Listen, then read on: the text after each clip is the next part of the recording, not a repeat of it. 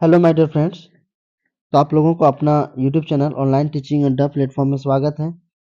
तो आज हम लोग इस वीडियो में जनरल साइंस के पीवाईक्यू करेंगे और ये जनरल साइंस के जो क्वेश्चंस होंगे सारे एनसीईआरटी एग्जाम्पलर्स क्वेश्चंस होंगे और पीवाईक्यू क्वेश्चंस होंगे। एनसीईआरटी एग्जाम्पलर क्वेश्चन काफ़ी इंपॉर्टेंट होते हैं। बहुत सारे एग्जाम में जो है कॉम्पिटिटिव एग्जाम में डायरेक्ट सीधा क्वेश्चन एनसीईआरटी से भी पूछ लिया जाता है। और जैसा कि आप लोग स्क्रीन में देख रहे होंगे, ये जो पहला क्वेश्चन है ये एनसीईआरटी एग्जाम्पलर का है और ये एसएससी स्तरीय 2019 का जो एग्जाम हुआ था उसमें क्वेश्चंस पूछा गया था। तो जो प्रत्येक दिन रात के 9 बजे जनरल साइंस पीवाईक्यू का जो सीरीज चलाया जा रहा है, जो वीडियो प्रोवाइड करवाया जा रहा है, उनमें से जो है सारे के सारे क्वेश्चन जो होते हैं पीवाईक्यू क्वेश्चन है। तो चलिए फटाफट जो है कम समय में अच्छे पीवाईक्यू क्वेश्चन को हम लोग कंप्लीट करेंगे, ताकि आने वाले जो रेलवे के एग्जाम है, एनटीपीसी एग्जाम या फिर अन्य को जो कॉम्पिटिटिव एग्जाम है, सारे एग्जामों में आपको यूजफुल हो सके, अच्छा स्कोर कर पाए। तो जैसा कि देख सकते हैं पहला क्वेश्चन है, जब कोई पिंड यानी जब कोई ऑब्जेक्ट मुक्त रूप से पृथ्वी की ओर गिरता है तो इसकी कुल ऊर्जा क्या होती है। बहुत अच्छा क्वेश्चन है। ये एनसीईआरटी एग्जाम्पलर का क्वेश्चन है और ये एसएससी स्तरीय एसएससी का जो एग्जाम हुआ था ग्रेजुएट लेवल का, उसमें ये क्वेश्चन पूछा गया था। तो क्वेश्चन बेसिकली क्या रहा है, पिंड का मतलब होता है ऑब्जेक्ट। जब कोई ऑब्जेक्ट फ्री रूप से यानी मुक्त रूप से पृथ्वी की ओर गिरता है, ये कोई ऑब्जेक्ट है, ठीक है, ये क्या है, ऑब्जेक्ट है। और ये जब ऑब्जेक्ट कहाँ पे गिरेगा, पृथ्वी की ओर गिरेगा, ठीक है। तो बोल रहा है कि ये ऑब्जेक्ट पे जो ऊर्जा होगा, टोटल एनर्जी होगा, वो क्या होगा। टोटल जो एनर्जी होगा इस ऑब्जेक्ट का जब पृथ्वी की ओर गिरेगा बिल्कुल मुक्त अवस्था में, तो क्या होगा, बढ़ेगा, घटेगा, अचर रहेगा या फिर पहले बढ़ेगा और फिर घटेगा। तो जब कोई भी ऑब्जेक्ट बिल्कुल मुक्त रूप से पृथ्वी की ओर गिरता है तो उसमें जो टोटल एनर्जी होता है वो अचर रहती है, यानी कांस्टेंट रहती है। अचर का मतलब क्या होता है, कांस्टेंट होता है। तो याद रखेंगे कि जब कोई भी ऑब्जेक्ट फ्री रूप से यानी फ्रीली, जब कोई बॉडी ग्राउंड की ओर यानी पृथ्वी की ओर गिरती है तो उसमें जो टोटल एनर्जी होता है उस बॉडी का, उस ऑब्जेक्ट का कांस्टेंट रहता है, वेरिएबल नहीं होता, बदलता नहीं है। तो ऑप्शन सी अचर रहती है, बिल्कुल राइट आंसर है। आगे बढ़ते हैं, अगला प्रश्न ये भी एनसीईआरटी एग्जाम्पलर से है। महासागरीय तापीय ऊर्जा का कारण क्या है।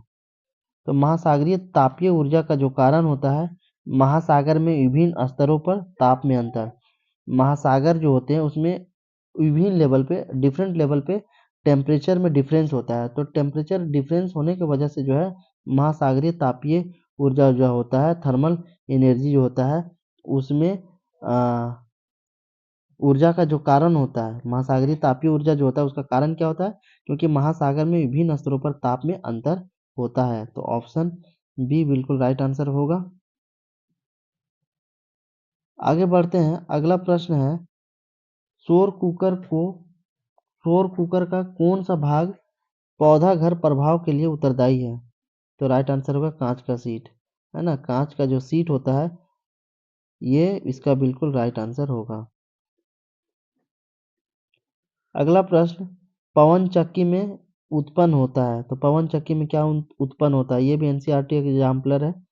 तो देख सकते हैं पवन चक्की में क्या उत्पन्न होता है, तो पवन के वेग पर निर्भर करती है। पवन चक्की में जो उत्पन्न ऊर्जा होता है, पवन चक्की में जो ऊर्जा प्रोड्यूस होती है, उत्पन्न ऊर्जा होती है, वो किस पे निर्भर करती है, वो जो है पवन के वेग पर निर्भर करती है।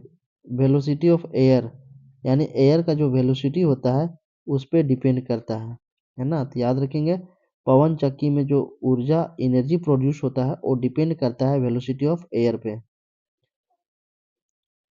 वेलोसिटी जो होगा एयर का जितना अधिक होगा तो पवन चक्की में एनर्जी जो प्रोड्यूस होगा वो भी अधिक होगा, ठीक है। तो वेलोसिटी बढ़ेगा तो एनर्जी जो होगा पवन चक्की में वो भी ज़्यादा प्रोड्यूस होगा, इस बात को आप याद रखेंगे।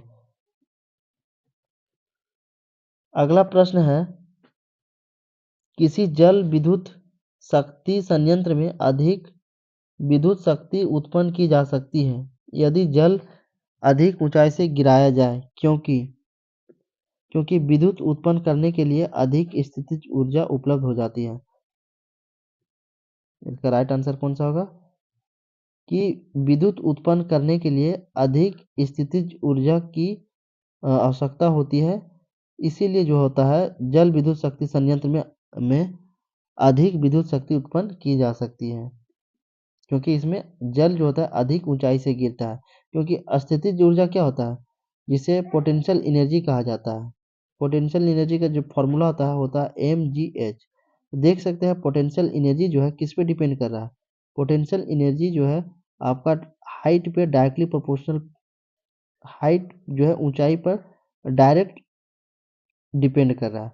यानी हाइट बढ़ेगा तो पोटेंशियल एनर्जी भी क्या होगा, बढ़ेगा, है ना। तो हाइट बढ़ेगा तो पोटेंशियल एनर्जी भी बढ़ेगा, क्योंकि पोटेंशियल एनर्जी का जो फॉर्मूला होता है mgh होता है। देख सकते हैं m क्या है, मास है, जी जो है ग्रेविटी है, h जो है हाइट है।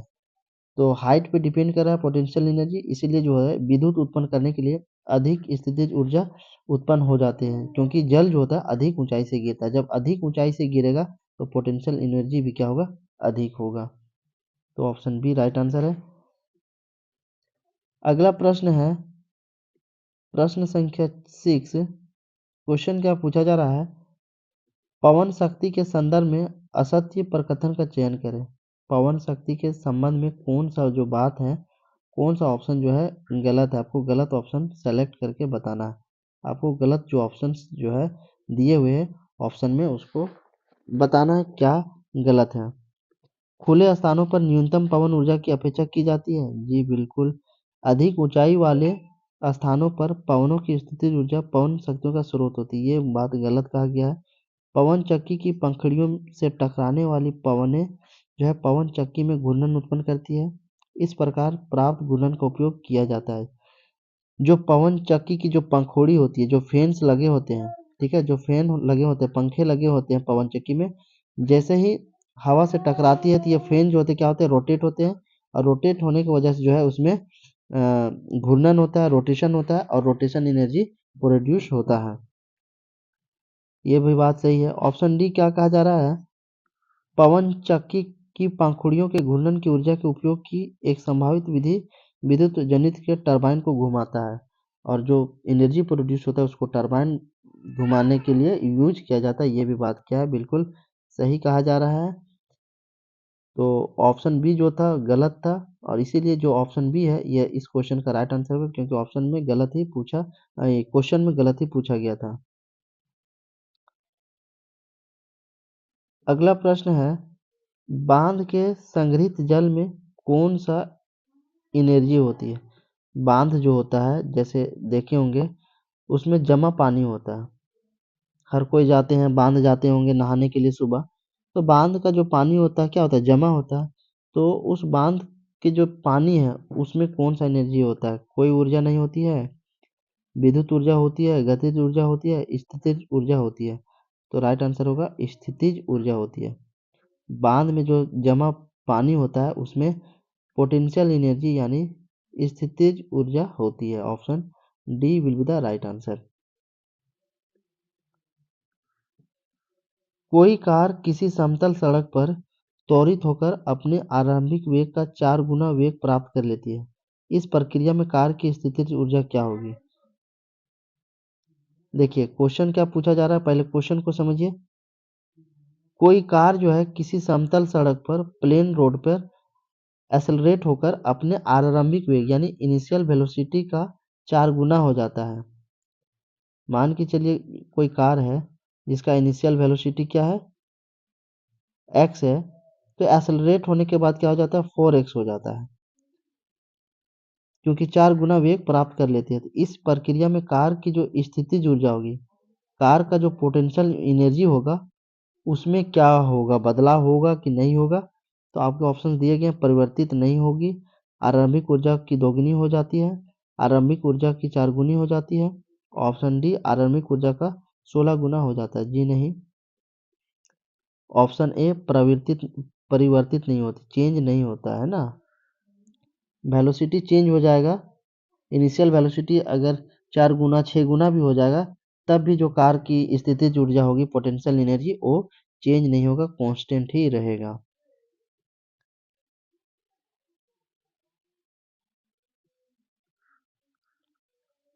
अगला प्रश्न है, किसी पिंड पर किया गया कार्य निम्नलिखित में किस पर निर्भर नहीं करता?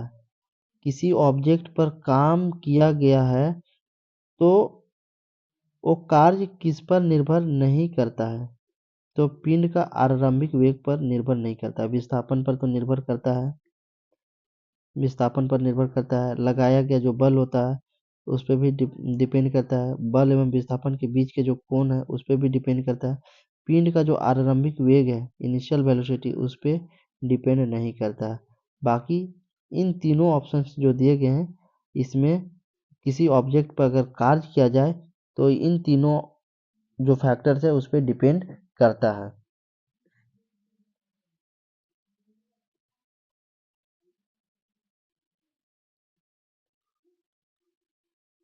अगला प्रश्न है, एक पिंड यानी एक ऑब्जेक्ट है जिसकी ऊंचाई h है, और एक पिंड जो है h ऊंचाई से गिर रहा है।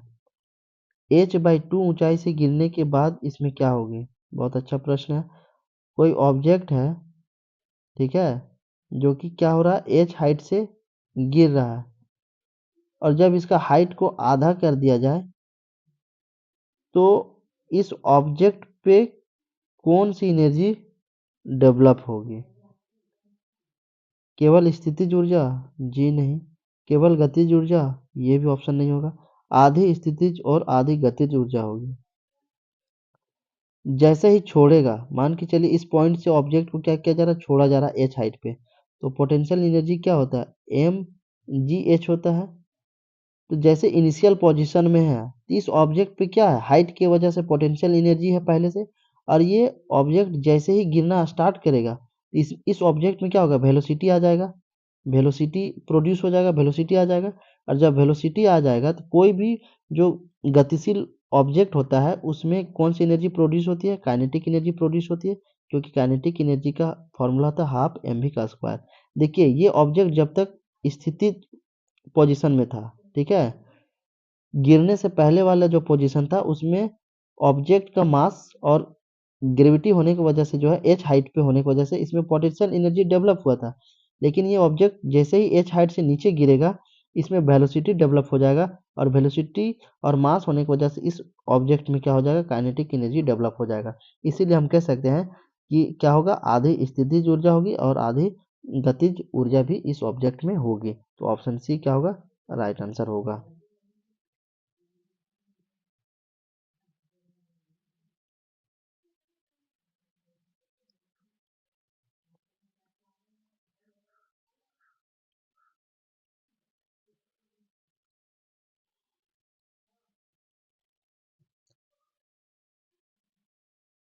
अगला प्रश्न है, ऋणात्मक कार्य के प्रकरण में बल एवं विस्थापन के बीच का क्या कोण होता है? एंगल पूछा जा रहा है। ऋणात्मक कार्य के प्रकरण में बल और जो विस्थापन होता है उसके बीच का कोण कितना होता है? तो 180 डिग्री होता है, ठीक है, क्योंकि वर्क इजकल टू क्या था, F S cos theta.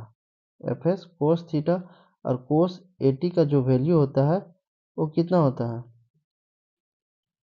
F S कोस, एस क्या है, डिस्प्लेसमेंट है, एफ फोर्स है, और थीटा जो है फोर्स और डिस्प्लेसमेंट, फोर्स और डिस्प्लेसमेंट के बीच का एंगल है। तो कोस 180 का वैल्यू कितना होता है, -1 होता है, ठीक है, क्या होता है, -1 होता है। तो वर्क क्या हो जाएगा, नेगेटिव में हो जाएगा। तो वही क्वेश्चन पूछा जा रहा है कि जब नेगेटिव वर्क होगा तो इसमें बल और विस्थापन के बीच का एंगल कितना होगा, तो एंगल होगा 180 डिग्री, 180 डिग्री एंगल होगा। आगे बात करते हैं। अगला प्रश्न है, जब किसी संकुचित श्रीलंकी को छोड़ा जाता है, संकुचित श्रीलंकी का मतलब होता है स्प्रिंग, ये क्या हो गया, स्प्रिंग है मान के चले, इसको हम क्या किया, फोर्स के साथ हम दबाए, फोर्स के साथ क्या किए, कंप्रेस किए, तो ये क्या हो गया, कंप्रेस्ड स्प्रिंग है। तो स्थितिज ऊर्जा को किस ऊर्जा में परिवर्तित करती है? जब कंप्रेस स्प्रिंग होता है और उसको जब छोड़ा जाता है, इसको कंप्रेस किए, फिर इसको दबाने के बाद जब हम छोड़ देंगे तो ये एक्चुअल पोजीशन में आ जाएगा। इस स्थिति में जो है कौन सा एनर्जी स्प्रिंग पे प्रोड्यूस होता है? तो गतिज ऊर्जा प्रोड्यूस होता है। कौन सा एनर्जी प्रोड्यूस होता है? तो गतिज ऊर्जा प्रोड्यूस होता है। आगे बात करते हैं। अगला प्रश्न है, पृथ्वी के चारों ओर एक पूरा चक्कर लगाने में चंद्रमा द्वारा किया गया कार्य इनमें से किसके बराबर है? पृथ्वी के चारों ओर एक पूरा चक्कर लगाने में चंद्रमा के द्वारा जो काम किया जाता है, किया गया जो कार्य होता है, वो किसके बराबर होता है? वो क्वेश्चन जो है ये पूछा जा रहा है, तो बताना किसके बराबर होता है? तो शून्य के बराबर होता है। शून्य के बराबर होता है, यानी 0 के बराबर होता है।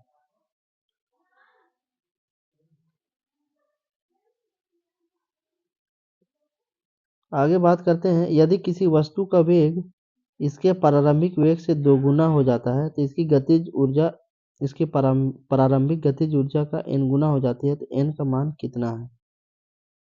देखिए क्वेश्चन क्या पूछा जा रहा है।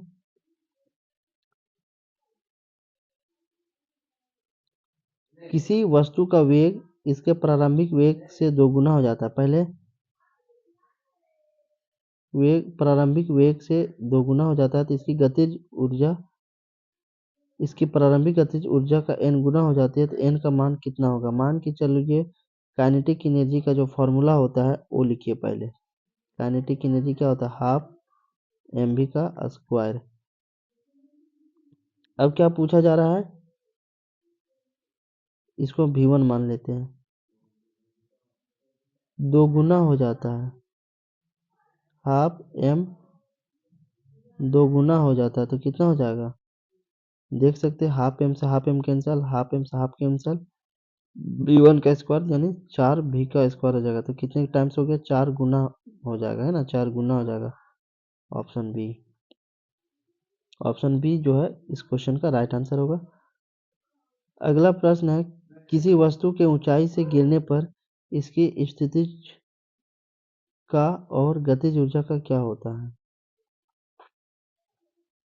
कोई वस्तु जब ऊंचाई से गिरता है, हाइट से गिरता है, तो इसकी स्थितिज ऊर्जा का और गतिज ऊर्जा का क्या होता है? तो इसकी स्थितिज ऊर्जा कम हो जाती है और गतिज ऊर्जा बढ़ जाती है। देखिए क्वेश्चन क्या पूछा जा रहा है कि जब कोई ऑब्जेक्ट है जब गिरती है तो गिरने के टाइम में इसकी जो पोटेंशियल एनर्जी होता है वो कम हो जाता है, क्योंकि हाइट कम होता हुआ चला जाता है, क्योंकि पोटेंशियल एनर्जी का फॉर्मूला होता है mgh। ये क्या हो रहा है? ग्राउंड पे गिर रहा है, तो पोटेंशियल एनर्जी का फॉर्मूला होता है mgh।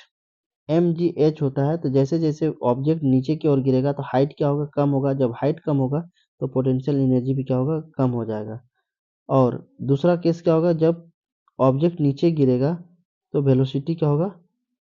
बढ़ता चला जाएगा। वेलोसिटी क्या होगा? इंक्रीज करेगा। जब वेलोसिटी इंक्रीज करेगा तो काइनेटिक एनर्जी बढ़ेगा, क्योंकि काइनेटिक एनर्जी का फॉर्मूला होता है हाफ mv का स्क्वायर। तो देख सकते हैं काइनेटिक एनर्जी किस पे डिपेंड है? वेलोसिटी पे। तो वेलोसिटी बढ़ेगा तो काइनेटिक एनर्जी भी क्या होगा? बढ़ेगा। तो इस तरीके से आप जो है को रिलेट करके फिजिक्स को पढ़ सकते हैं।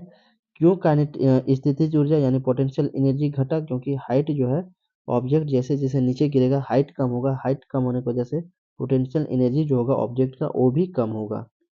और जैसे जैसे नीचे गिरेगा ऑब्जेक्ट का वेलोसिटी बढ़ेगा, वेलोसिटी बढ़ेगा तो काइनेटिक एनर्जी भी बढ़ेगा।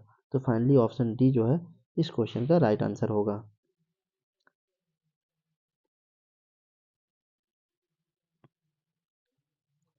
अगला प्रश्न है, उद्योगों में प्रयुक्त शक्ति की इकाई क्या है? तो हॉर्स पावर। जो इंडस्ट्री में पावर को जो मेजर किया जाता है, जिसका इस्तेमाल किया जाता है, किसमें? हॉर्स पावर में किया जाता है। Option D horse power. और एक हॉर्स पावर की वैल्यू कितनी होती है? 746 वाट के बराबर। ये भी काफ़ी फेमस क्वेश्चन है, ये भी कई बार एग्जाम में पूछा जा चुका है। अगला प्रश्न है क्वेश्चन नंबर 22, यांत्रिक ऊर्जा किनका योग होता है? यांत्रिक ऊर्जा जो है किसका सम होता है? तो गतिज ऊर्जा और स्थितिज ऊर्जा का सम होता है।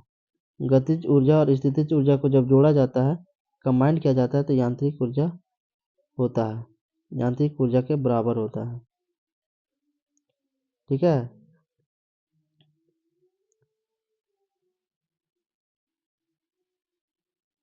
काम करने की क्षमता को क्या कहा जाता है? तो ये जो है बहुत आसान सा क्वेश्चन है, जो कि एलपी में पूछा गया क्वेश्चन है 2018 में। काम करने की क्षमता को ऊर्जा कहा जाता है।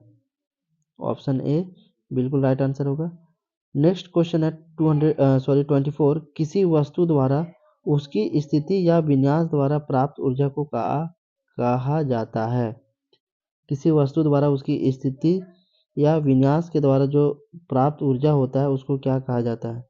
तो उसको स्थितिज ऊर्जा कहा जाता है। ऑप्शन सी स्थितिज ऊर्जा कहा जाता है। नेक्स्ट क्वेश्चन है 25। निम्नलिखित में से कौन सी भौतिक राशि कार्य की दर कहलाती है? शक्ति, संवेग, बल, ऊर्जा। तो शक्ति। ऑप्शन ए शक्ति राइट आंसर होगा। इनमें से किसे ना तो बनाया जा सकता है और ना ही नष्ट किया जा सकता है। तो ऊर्जा को, एनर्जी एक ऐसा है जिसे ना प्रोड्यूस किया जा सकता है, ना ही डिस्ट्रॉय किया जा सकता है। एनर्जी को one form to another form में कन्वर्ट किया जा सकता है, बदला जा सकता है। काफी फेमस स्टेटमेंट है। Energy neither can be created nor be destroyed. It can be transmit. It can be change one energy form of another energy. Option D जो होगा बिल्कुल राइट आंसर होगा। ये तो बहुत आसान क्वेश्चन था और ये भी एएलपी में पूछा हुआ प्रश्न है। अगला प्रश्न है गतिशील वस्तु की गतिज ऊर्जा यानी काइनेटिक एनर्जी किस पर निर्भर करती है? तो अभी बताए, सबसे पहले आपको फॉर्मूला जानना होगा कि काइनेटिक एनर्जी का फॉर्मूला क्या होता है। हाफ एम बी का स्क्वायर। तो देख सकते हैं किस पे डिपेंड कर रहा है काइनेटिक एनर्जी? मास पे और वेलोसिटी पे, यानी द्रव्यमान और वेग पे काइनेटिक एनर्जी डिपेंड करता है। ऑप्शन सी सही आंसर है।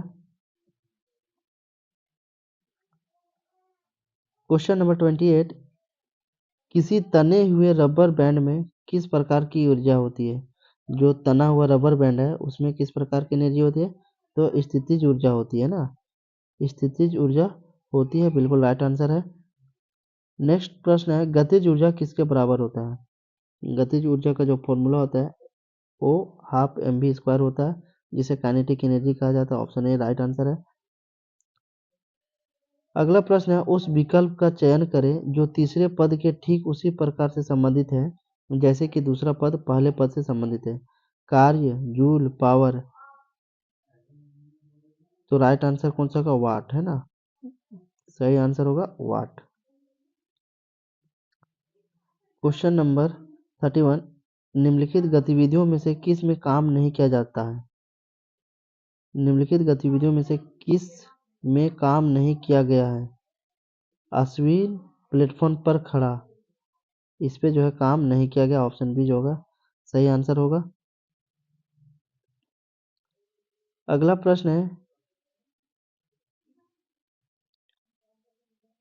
किसी संकुचित स्प्रिंग में यानी कॉम्प्रेस्ड स्प्रिंग में सामान्य लंबाई के स्प्रिंग से अधिक ऊर्जा होती है क्योंकि स्प्रिंग संकुचित होने के कारण इसमें निम्न में से क्या होता है? रासायनिक ऊर्जा, स्थितिज ऊर्जा, गतिज ऊर्जा। ऑप्शन डी ऊष्मीय ऊर्जा। तो ऑप्शन बी स्थितिज ऊर्जा। संकुचित स्प्रिंग जो होता है,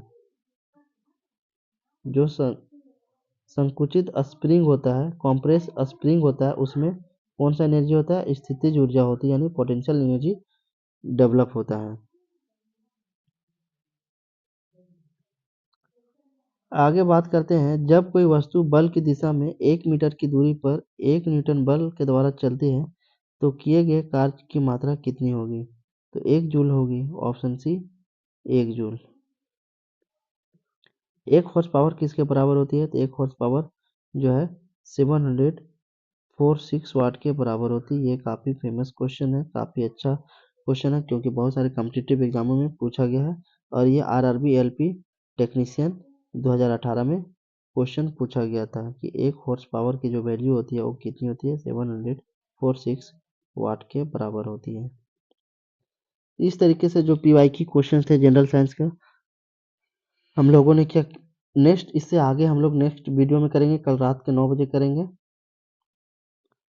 तो फिर मिलते हैं नेक्स्ट वीडियो में। Thanks for watching.